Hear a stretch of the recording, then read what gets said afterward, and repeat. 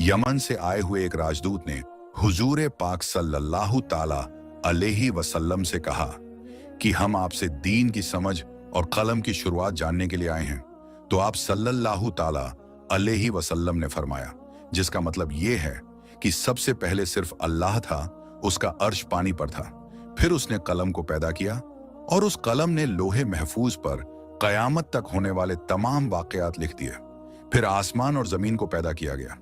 उसकी जो तरतीब यानी तरीका हमें रिवायात से पता चलता है वो कुछ यूं है कि अल्लाह ताला ने हफ्ते के दिन मिट्टी यानी जमीन को पैदा किया। जब अल्लाह ने जमीन बनाई तो वो कांपने लगी। फिर अल्लाह ने इतवार को उसमें पहाड़ बनाया, जमीन को सहारा देने के लिए, ऐसे जैसे इसमें कील ठोक दी गई हो। इससे जमीन ठहर गई। पीर के दिन उसमें दरख्त उगाए, मंगल के दिन तकलीफ, मुसीबतें, जरासीम यानी कीटाणु और बीमारियां बनाई। बुध के दिन नूर को पैदा फरमाया।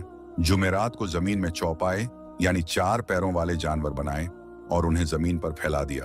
और फिर जुम्मे के दिन की आखिरी घड़ियों में यानी असर के बाद आदम अलैहिस्सलाम को पैदा फरमाया।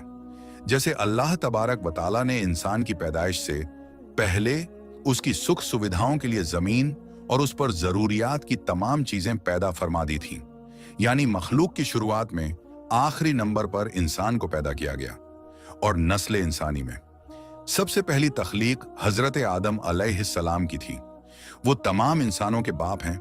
इंसानों की पैदाइश से पहले फरिश्तों और जिन्हों की तख्लीक भी हो चुकी थी।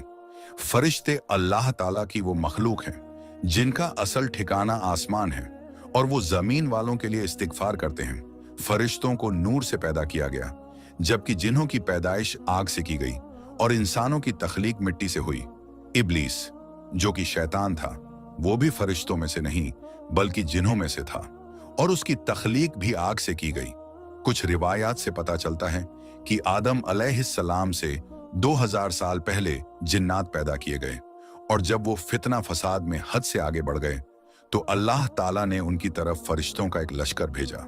उनमें खूब लड़ाई झगड़े हुए और उसमें फरिश्तों ने जिन्हों को तहस नहस कर दिया और वो समंदरों के टापुओं में पनाह लेने पर मजबूर हो गए और आज तक उनके रहने की जगह यही टापू हैं।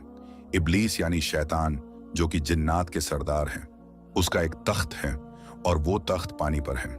इब्लीस का असल नाम अजाजिल था और उसकी नाफरमानी के बाद उसे इब्लीस का नाम दिया गया।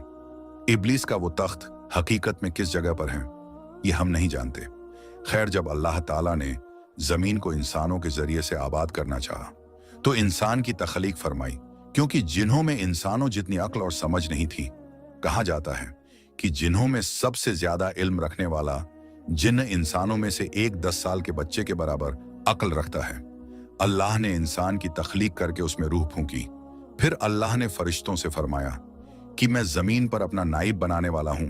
फरिश्तों ने अल्लाह से पूछा कि ऐसी मखलूक को क्यों पैदा करता है जो जमीन पर झगड़ा फसाद करे और खून बहाए, और हम हर वक्त तेरी तारीफ और पाकीज़गी बयान करते हैं। जिस पर अल्लाह ताला ने फरमाया कि जो कुछ मैं जानता हूं वो तुम नहीं जानते। फरिश्तों के इस सवाल के 2 मकसद थे। पहला ये कि क्या ये भी जिन्हों की तरह जमीन पर फसाद करेंगे, और दूसरा ये कि हमसे तेरी इबादत में कोई कोताही हुई है। बहरहाल जब अल्लाह ताला ने हजरत आदम अलैहिस्सलाम को पैदा किया तो जमीन से मिट्टी लाने का हुक्म दिया। फिर अल्लाह के पास उसके हुक्म के मुताबिक मिट्टी लाई गई।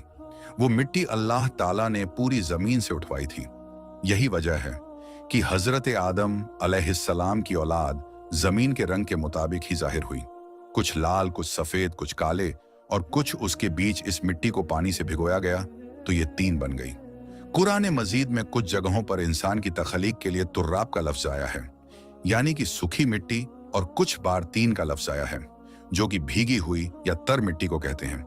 जब पानी को मिट्टी से भिगोया गया तो वो लेसदार होना शुरू हो गई। फिर अल्लाह ताला ने खुद अपने दस्ते मुबारक से उस मिट्टी से इंसान का ढांचा तैयार फरमाया।